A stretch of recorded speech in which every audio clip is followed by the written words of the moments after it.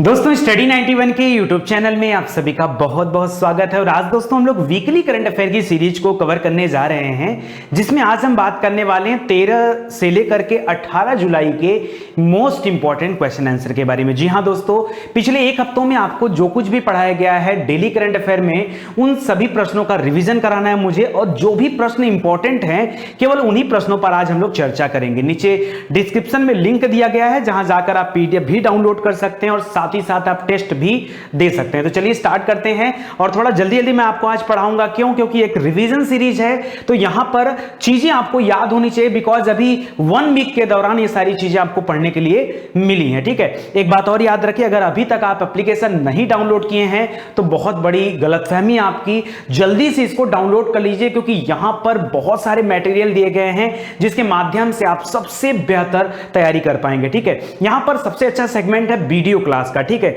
जहां पर आप सब्जेक्ट वाइज तैयारी करना चाहें तो वो भी कर सकते हैं, अगर एग्जाम वाइज तैयारी करना चाहते हैं तो वो भी कर सकते हैं, वो भी घर बैठे पूरी तरह से निःशुल्क। ठीक है, तो चलिए स्टार्ट करते हैं दोस्तों। पहला क्वेश्चन है, दुबई में रहने वाले किस भारतीय युवा ने एक पैर से 101 बार छलांग लगाया? आप कहोगे सर मैं लगा दूं क्या? हाँ, हो सकता है आप 101 से ज्यादा छलांग लगा दो, लेकिन जरा टाइम देखो। इसके पहले का जो रिकॉर्ड था ना, वो 30 सेकंड में 96 बार कूदने का रिकॉर्ड था। कितने बार छलांग लगाने का?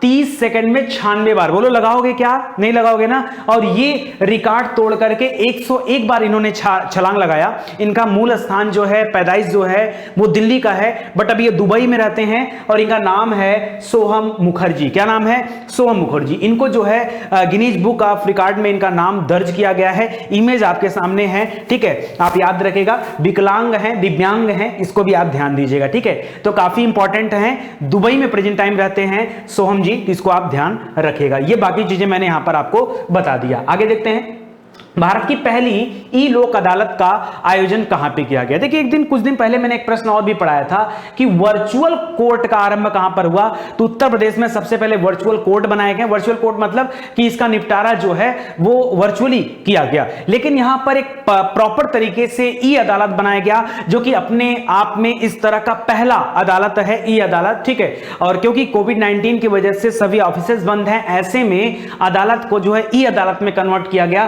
तो याद रखिए, ये काम हुआ छत्तीसगढ़ में, तो आपका सही उत्तर क्या हो जाएगा? छत्तीसगढ़ आपका सही उत्तर हो जाएगा। ठीक है, मोस्ट इंपॉर्टेंट है, इसको आप ध्यान दीजिएगा। इसके अलावा दोस्तों, छत्तीसगढ़ में भी हाल ही में राजीव गांधी किसान न्याय योजना भी स्टार्ट की गई थी, और किस दिन? तो 21 मई 2020 को स्टार्ट किया गया था। इसी दिन प्रधानमंत्री राजीव गांधी की पुण्यतिथि को बनाया जाता है। इसके अलावा दोस्तों, अब आपको पढ़ाया गया था कि जो भी वहां पशुपालक होंगे उनको जो है लाभ पहुंचाने के लिए गोधन न्याय योजना बनाई गई है, जो कि वहां पर एक त्योहार होता है, हरेली त्योहार के प्रथम दिन इसको लॉन्च किया गया था। ठीक है, छत्तीसगढ़ के मुख्यमंत्री कौन है? भूपेश बघेल जी हैं। राज्यपाल अनुसुईया उइके जी हैं। ठीक है, तो इसको आप याद रखिएगा। His holiness the 14th Dalai Lama, ये किताब दोस्तों किसने लिखा है? 14वें जो दलाई लामा है उनका नाम है, क्या नाम है बताइए? तेंजिंग ग्यात्सो। क्या नाम है? तेंजिंग ग्यात्सो। और संजोग देखिए, इस किताब को भी लिखा है तेंजिन गेये टेथान ने, ये अलग हैं। ठीक है, नाम में तेंजिंग लिखा है, तो आप इसको याद रखेगा। जो 14वें दलाई लामा हैं वो तिब्बत छोड़कर जब 23 वर्ष की उम्र थी तभी वो कहां आ गए थे?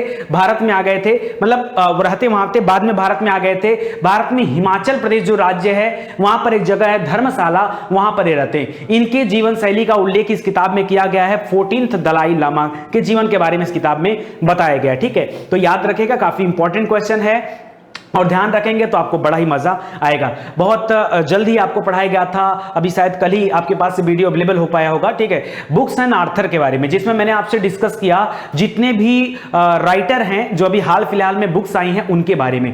दोस्तों, इस समय टॉपिक वाइज करंट अफेयर की एक श्रृंखला चलाई जा रही है, जो कि पिछले 6 महीनों में जितनी भी इंपॉर्टेंट घटनाएं घटी हैं, पर्टिकुलर किसी टॉपिक से संबंधित वो वीडियोज आपको दिए जा रहे हैं। आई थिंक 9वां 10वां दिन बीत चुका है, तो याद रखिए, बड़ी इंपॉर्टेंट सीरीज चलिए, उसे जल्दी ही ज्वाइन कर लीजिए। आप सभी फ्री है, पैसे की बात नहीं करते हम लोग। ठीक है, औरों की तरह नहीं है कि हर चीज बेचने पे उतर जाए। ठीक है, हाँ ये दे दिया हूं ले लो, ये दे दिया हूं ले लो, नहीं, कुछ नहीं, सिर्फ आप घर बैठ के आपको मन लगा के पढ़ाई करना है। ठीक है, तो नाम याद रखिएगा। चलिए आगे बढ़ते हैं। 15 जुलाई को होने वाले भारत और यूरोपीय संघ, ठीक है, यानी यूरोपियन यूनियन के बीच आभासी शिखर सम्मेलन का जो आयोजन हो रहा है, उसका प्रतिनिधित्व कौन करेगा भारत से? तो स्वयं मोदी जी इसका प्रतिनिधित्व करने वाले हैं। ठीक है, है। तो याद रखिएगा 15 जुलाई को भारत और यूरोपीय संघ के बीच में ये जो है प्रोग्राम स्टार्ट होने वाला है, तो इसको भी आप थोड़ा ध्यान दीजिएगा, ठीक है। चलिए, अच्छा एक चीज और याद रखिए, क्योंकि कोविड-19 है इसलिए कोई बहुत बड़ा जो आयोजन किया जा रहा है वो वर्चुअली हो रहा है, वीडियो कॉन्फ्रेंसिंग के माध्यम से हर एक तरह के आयोजन हो रहे हैं। ये आयोजन भी वीडियो कॉन्फ्रेंसिंग के ही माध्यम से हो रहा है, तो आप इसको लेकर कभी कंफ्यूज मत होइएगा, ठीक है। आगे बढ़ते हैं। करा ब्रिटेन में प्रत्यक्ष विदेशी निवेश के जरिए निवेश करने वाला दूसरा सबसे बड़ा निवेशक बन गया है। दोस्तों, एफडीआई के जरिए निवेश करने वाला ब्रिटेन में कौन बन गया है? एक जमाना था जब ब्रिटेन भारत में निवेश करता था, आज भारत का जमाना है, भारत ब्रिटेन में निवेश कर रहा है। क्या गजब का मामला है ना। दूसरा सबसे बड़ा निवेशक कौन बन गया है? याद रखिएगा, ब्रिटेन में बात कर रहा है तो भारत बन गया है, भारत बन गया है। पता है अभी डोनाल्ड ट्रंप जब स्टेडियम का उद्घाटन करने आए थे गुजरात में, मोटेरा वाले स्टेडियम का, जिसमें दर्शकों की बैठक क्षमता लगभग 1,10,000 है, जो दुनिया का सबसे बड़ा स्टेडियम है, उनके आने के बाद भी एक मीटिंग हुई थी कि आप आकर के यहां इन्वेस्टर को लुभाने के लिए वो आए थे कि आप आकर के अमेरिका में इन्वेस्ट करिए, ठीक है, मेडिकल फील्ड में आप आकर इन्वेस्ट करिए। तो उसमें जो बहुत सारी कंपनियों ने इन्वेस्ट किया, ठीक है। तो कहीं ना कहीं भारत भी अब अलग अलग देशों में जा रहा है निवेश करने के लिए, ठीक है। एक ऐसा जो है रुतबा भारत ने कायम कर लिया, तो काफी इंपॉर्टेंट है, इसको याद रखिएगा। अच्छा एक चीज और याद रखिए, करंट निवेश के मामले में भारत के बाद जर्मनी है, फ्रांस है और चीन है, ठीक है। तो इसको भी आप ध्यान दीजिएगा।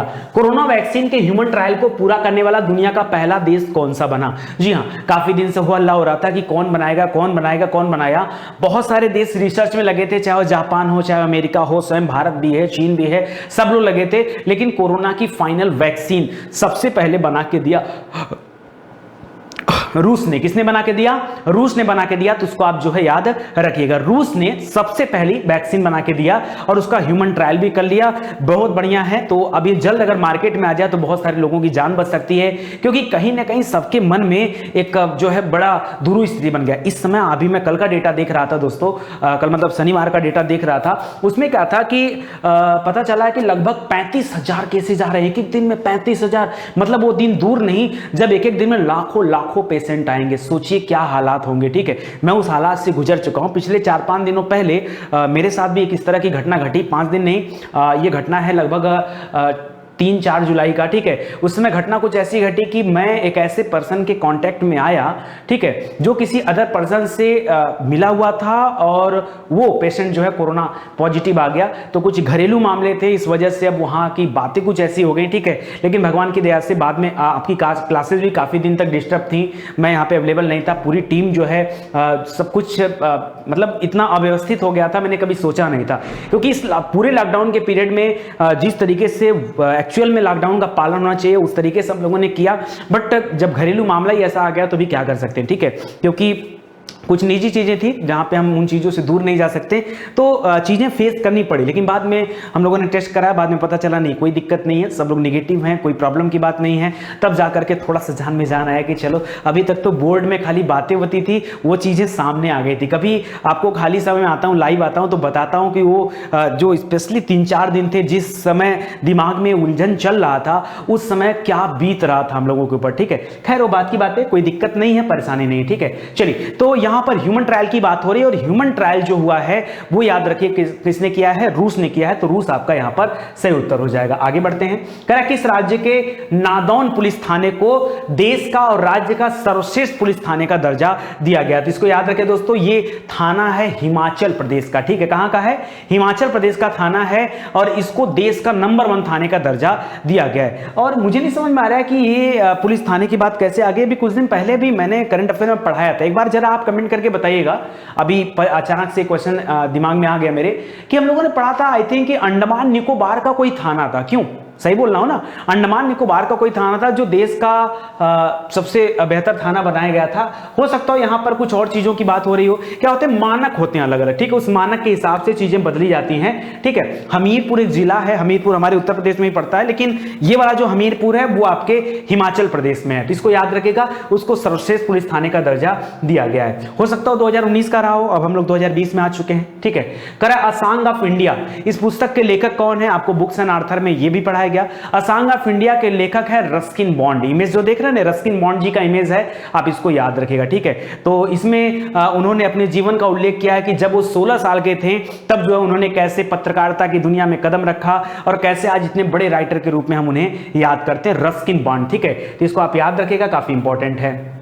आगे देखिए, ये याद दिलाने के लिए मैंने यहाँ पे लगा दिया है कि अगर ऐप आप लोगों ने इंस्टॉल नहीं किया तो इंस्टॉल कर लीजिए। बहुत जल्द उस पर एनसीईआरटी की क्लासेस आने वाली हैं जो कि आपको यूट्यूब पर नहीं मिलेंगी, ना तो यूट्यूब में मिलेंगी ना तो वेबसाइट पर मिलेंगी। वो सिर्फ और सिर्फ आपको एप्लीकेशन पर मिलेगी, पैसा नहीं लगेगा, ठीक है, पैसा नहीं लगेगा। पैसे के लिए आप जो है मत टेंशन लीजिए, ठीक है, वो चीजें रहेंगी। और अगर आप इस प्रोग्राम एप्लीकेशन को इंस्टॉल करते हो तो बेशक आपको और भी ज्यादा मजा आएगा, ठीक है। चलिए आगे बढ़ते हैं। लिख रहा Dada Saheb Phalke film festival award 2020 के दौरान बेस्ट डॉक्यूमेंट्री का अवार्ड किसे मिला है? बेस्ट डॉक्यूमेंट्री का अवार्ड किसे मिला दोस्तों? तो याद रखिए, बेस्ट डॉक्यूमेंट्री का अवार्ड जो किस मूवी को है, ये दिखा है ची लुपो। देखिए यहां पर एक इमेज भी लगा है, ची लुपो एक मूवी है, ठीक है। इसको जो है बेस्ट डॉक्यूमेंट्री फिल्म का अवार्ड मिला है। और एक्चुअली में आपको लग रहा होगा ना ये कौन सी मूवी, अगर कभी तो सुना नहीं हमने दोस्तों, ये मूवी है, आई थिंक इसका डॉक्यूमेंट्री तैयार किया गया अरुणाचल प्रदेश में। वहां पर एक युवक हैं और उनके द्वारा मधुमक्खी के छत्ते से जो है शहद निकालने का एक पूरा रोल वहां पर दिखाया गया है। तो याद रखेगा, शहद इकट्ठा करने की यही पूरी कहानी है, थीम ही यही है, तो इसको याद रखेगा, ठीक है। आगे बढ़ते हैं। भारत में 2018 में बाघों पर किए गए सर्वे रिकॉर्ड में शामिल किया गया है। अच्छा, अभी दोस्तों बाघों के लिए मैंने एक बार और क्वेश्चन आपको पढ़ाया कि सबसे ज्यादा एशियाई शेरों में जो वृद्धि हुई है वो कहां पर हुई है? तो हमने बताया गुजरात के गिर राष्ट्रीय अभ्यारण्य में, जहां पर एशियाई शेर पाए जाते हैं। तो गुजरात राज्य में एशियाई शेरों की संख्या में वृद्धि हुई है। एक और क्वेश्चन हमने शेरों से संबंधित आपको पढ़ाया था हाल फिलहाल में, जिसमें हम लोगों ने चर्चा किया था कि सबसे ज्यादा बाघों की मृत्यु कहां पर हो रही है। तो मैंने आपको बताया था कि चाहे प्राकृतिक कारण हो चाहे मानवीय कारण हो, सबसे ज्यादा मृत्यु कहां पर हो रही है? मध्य प्रदेश में हो रही है। और मध्य प्रदेश को ही टाइगर स्टेट का दर्जा दिया जाता है, ठीक है। कहीं ना कहीं देखा जाए कि सबसे ज्यादा बाघ कहां पाए जाते हैं, शेर नहीं, सबसे ज्यादा बाघ, ठीक है, वो मध्य प्रदेश में पाए जाते हैं। उसके बाद कर्नाटक वगैरह का भी नाम आता है, तो ध्यान दीजिए। यहां पर एक तीसरा क्वेश्चन है दोस्तों, यहां पर आपसे पूछ रहा है कि अभी बाघों के लिए एक सर्वे किया गया, ठीक है, और उस सर्वे में जो है भारत को शामिल किया गया किसमें? तो याद रखें दोस्तों, यहां पर लिखा है Guinness book of world record. जी हां, इस सर्वे को Guinness book of world record में शामिल किया गया। आप सोचोगे कि ऐसा क्या हो गया भाई इस सर्वे में? दोस्तों इस सर्वे में कुछ ऐसा हुआ कि लगभग 26,000 कैमरे लगाए गए थे, ठीक है, अलग अलग स्थानों पे कैमरे लगाए गए थे और उन्होंने लगभग 3.5 करोड़ पिक्चर क्लिक किया। कितना? 3.5 करोड़ से ज्यादा पिक्चर क्लिक किया। और इसमें से जो सबसे ज्यादा पिक्चर थे वो बाघों के थे, ठीक है। और उसके अलावा भी और भी है, एक और जंतु का नाम था, ठीक है, तेंदुआ, ठीक है। तो बाघ और तेंदुआ के फोटो जो है क्लिक किए गए थे, काफी सारे फोटो थे। उन 3.5 करोड़ में से 76,000 बाघ के फोटो और 51,000 तेंदुए के फोटो सिलेक्ट किए गए हैं, ठीक है। और इसमें पता चला कि कुल बाघों की संख्या जो है वो लगभग 2461 है। अगर शावकों को भी जोड़ लिया जाए, यानी जो छोटे नन्हे से बाघ हैं उनकी संख्या देख लिया जाए तो 1967 है, ठीक है। एक और भी चीजें देखी गई हैं कि भारत में जो है बाघों की संख्या अभी तो दुगनी नहीं हुई है, लेकिन बहुत जल्द दुगनी हो जाएगी, क्योंकि वैसे भी 2022 तक हमारा टारगेट है कि बाघों की जो संख्या पहले काउंट हुआ था लगभग 1400 समथिंग था, तो दुगना हो जाए, यानी 2800 के करीब आ जाए। तो आज हम अगर टोटल संख्या देखें तो 2900 हो चुके हैं पहले। तो ये काफी एक अच्छा अचीवमेंट रहा है, इसको भी आप ध्यान दीजिएगा, ठीक है। विश्व मलाला दिवस कब मनाया जाता है? तो आप सभी को मलाला के बारे में पता होगा दोस्तों, इनको नोबेल पुरस्कार भी मिल चुका है। 17 साल की उम्र में नोबेल पुरस्कार पाने वाली ये सबसे युवा महिला थी, इनको आप याद रखेगा, ठीक है। और यहां पर देखिए, आतंकवाद से लड़कर लड़कियों की शिक्षा के लिए आवाज उठाने के लिए मलाला यूसुफजई को अवार्ड दिया गया था। इनका जन्म दिवस है 12 जुलाई 1997 को इनका जन्म हुआ था। बहुत ज्यादा एज भी नहीं है, 23-24 साल अभी एज है, ठीक है, तो याद रखेगा।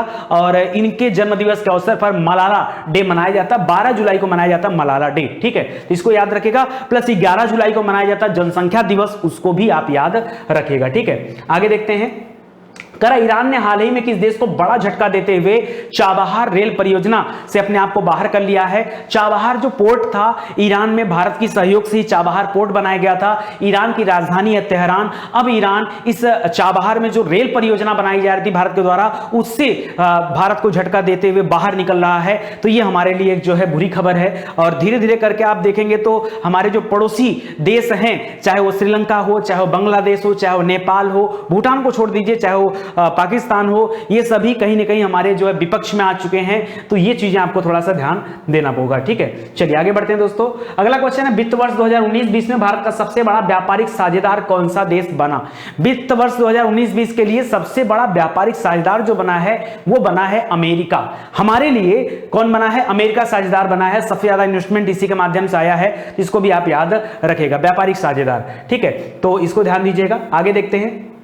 आगे लिख रहा है, किस दिग्गज हॉकी खिलाड़ी को मोहन बागान लाइफ टाइम अचीवमेंट पुरस्कार दिया गया? तो याद रखिए, मोहन बागान लाइफ टाइम अचीवमेंट पुरस्कार ये दिया गया है अशोक कुमार जी को। ठीक है, अभी मैं पढ़ाया था, मैंने बताया था चक्रवर्ती राजा सम्राट अशोक। ठीक है, तो याद रखेगा अशोक के नाम पे याद रखेगा, अशोक कुमार को लाइफ टाइम अचीवमेंट पुरस्कार दिया गया इनको। ठीक है, किसका? मोहन बागान। ठीक है, तो ये हॉकी प्लेयर हैं, इनको ध्यान रखिएगा और इंपॉर्टेंट भी है। ठीक है, चलिए, बीसीसीआई ने पिछले हफ्ते राहुल जौहरी का इस्तीफा स्वीकार करने के बाद किसको बीसीसीआई का अंतरिम सीईओ बना दिया है? तो दोस्तों ध्यान दीजिएगा, अभी राहुल जौहरी जो थे वो बीसीसीआई के सीईओ थे, चीफ एग्जीक्यूटिव ऑफिसर थे, उनका इस्तीफा आ गया है और अब उनकी जगह पर कौन आ गए हैं? तो याद रखिएगा, हेमंग अमीन। ठीक है, हेमंग अमीन आ चुके हैं। ये जो है नए इंटरिम सीईओ हो गए हैं बीसीसीआई के, तो आप इसको याद रखिएगा। ठीक है, ब्लूमबर्ग बिलियनियर्स इंडेक्स के अनुसार कौन सा भारतीय दुनिया का छठा सबसे अमीर व्यक्ति बना है? तो मुकेश अंबानी जी दुनिया के छठे सबसे अमीर व्यक्ति बन चुके हैं, ब्लूमबर्ग की रिपोर्ट एक आती है। ठीक है, तो ये भी काफी इंपॉर्टेंट प्रश्न है। ठीक है, और ऐसा करने में उन्होंने वारेन बफेट वगैरह को पीछे छोड़ा है। ठीक है, तो याद रखेगा। आगे बढ़ते हैं। करा शुद्ध नाम का एक उपकरण बनाया गया, जो मैंने आपको बताया था कि आपके कमरे को जीवाणु मुक्त कर देगा, रोगाणु मुक्त कर देगा, और इसको आईआईटी कानपुर के लोगों के द्वारा बनाया गया। ठीक है, शोधकर्ताओं द्वारा बनाया गया, शुद्ध नाम है इस उपकरण का। ठीक है, तो ये भी काफी इंपॉर्टेंट है और इसमें यूवी रेज का इस्तेमाल किया जाएगा, उसको भी आप ध्यान देंगे। ठीक है, कौन सा राज्य प्रधानमंत्री स्ट्रीट वेंडर्स आत्मनिर्भर योजना के तहत जुड़ने वाला पहला राज्य हो गया है? तो याद रखेगा, इस समय मैंने कहा था कि जो रेहड़ी लगाते हैं, जो ठेले लगाते हैं, छोटी दुकानें लगाते हैं सड़कों के किनारे, उनको जो है सरकार 10,000 रुपए जो है देने की मुहैया बना रहा है। मतलब ये व्यवस्था कर रहा है कि कैसे उनको थोड़ा पैसा दिया जाए कि वो अपनी आजीविका कायदे से चला पाए। इसके लिए जो रेट ऑफ इंटरेस्ट हो बिल्कुल कम पे रखा जा रहा है। तो इस काम को कर रहा है मध्य प्रदेश सरकार। कौन? मध्य प्रदेश, शिवराज सिंह चौहान जी की सरकार है वहां पर, उनके द्वारा इस योजना को लॉन्च किया गया, लागू किया गया। तो इसको भी आप ध्यान दीजिएगा। मध्य प्रदेश वन विभाग की नवीनतम डॉल्फिन जनगणना रिपोर्ट के अनुसार 425 किलोमीटर लंबे राष्ट्रीय चंबल अभयारण्य में अब कितने डॉल्फिन बची हुई हैं? याद रखेगा, ये जो चंबल नदी है, आप इसके बारे में जानते होंगे। ये जो अभयारण्य है ये 3 राज्यों में फैला हुआ है, और मध्य प्रदेश है, राजस्थान है, उत्तर प्रदेश है। ठीक है, चंबल नदी यमुना की सबसे बड़ी सहायक नदी के रूप में भी जानी जाती है, उसको भी आप ध्यान दीजिएगा। और यहां पर अब डॉल्फिन की संख्या केवल और केवल 68 बची हुई है। ठीक है, तो इसको याद रखेगा। ठीक है, 68 डॉल्फिन बची हुई हैं, काफी इनकी संख्या में गिरावट भी आई है। ठीक है, चलिए, करा विश्व युवा कौशल दिवस कब मनाया जाता है? तो यह मनाया जाता है हर वर्ष 15 जुलाई को। विश्व युवा कौशल दिवस मनाया जाता है 15 जुलाई को। 11 जुलाई को जनसंख्या दिवस, 12 जुलाई को मलाला दिवस मनाया जाता है। ठीक है, और उसके बाद 15 जुलाई को जो है युवा कौशल दिवस मनाया जाता है। और वैसे भी कौशल विकास पर प्रधानमंत्री मोदी जी सबसे ज्यादा जो है प्रयास कर रहे हैं इसके लिए कि इस माध्यम से लोग जुड़े, ताकि युवाओं के कौशल का विकास हो सके, उनके स्किल्स के अंदर जो स्किल है वो बढ़ सके और उनको रोजगार मिल सके। तो कहीं ना कहीं ये मामला हमारे लिए काफी इंपॉर्टेंट रहा है। ठीक है, रेल मंत्रालय ने कब तक भारतीय रेलवे को ग्रीन रेलवे में बदलने का लक्ष्य रखा है? तो इसके लिए याद रखेंगे दोस्तों, भारतीय रेलवे को ग्रीन रेलवे में कैसे बदला जाएगा? तो याद रखें, पहली बात तो ये एक लंबा प्रोजेक्ट है हमारे लिए, 10 वर्षीय एक योजना बनाई गई। इस योजना में अब 10 वर्षीय 2020 के बाद आया है, 2030 तक योजना चलेगी और तब तक जो है हम रेलवे को ग्रीन रेलवे में कन्वर्ट कर देंगे। कैसे? तो याद रखें दोस्तों, लिख रहा है यहां पर कि कई मिशन पर इस पे काम किया जा रहा है। साथ ही रेल मंत्रालय ने ग्लोबल वार्मिंग और जलवायु परिवर्तन से निपटने के लिए कई बड़े पहल भी उठाए हैं। हरित पहल के तहत रेलगाड़ियों में कुल जो 69,000 डिब्बे हैं और 2,44,000 से अधिक जो जैव शौचालय हैं वो बनाए जाएंगे। यानी बायो एक जो है टॉयलेट होता है, बायो टॉयलेट होता है, उसमें क्या होता है कि जो पटरियों पे शौच गिरते हैं वो नहीं गिरेंगे, तो बायो टॉयलेट लगभग हर डिब्बों में लगा दिए जाएंगे ताकि जो शौचालय है, जो कचरा है, वो पर्टिकुलर एक स्थान पे आ सके, उनका सही तरीके से दोहन किया जाए। जो कचड़े हैं उनसे जो है विद्युत ऊर्जा बन सके। जैसे अभी आपने सुना होगा कि उड़ीसा के भुवनेश्वर में रेलवे ने जो है कारखाना बना रखा है जहां पर वो कचड़े के माध्यम से, प्लास्टिक के माध्यम से ऊर्जा उत्पादन करता है। ऐसा दिल्ली में भी कई जगह देखने को मिला है। दिल्ली मेट्रो जो है वो कचड़े से बनाई गई विद्युत से चलती है। ठीक है, तो ये चीजें आप याद रखेंगे, कहीं ना कहीं ये सभी चीजें इंपॉर्टेंट हैं। करा इनमें से किस भारतीय को एडीबी के उपाध्यक्ष के रूप में जो है नियुक्त किया गया है? तो एडीबी मतलब एशियन डेवलपमेंट बैंक, और इसके लिए जो है नियुक्त किया गया है, याद रखेगा, अशोक जी को। ठीक है, ये देखिए आज हमने 2 अशोक कुमार के बारे में चर्चा किया।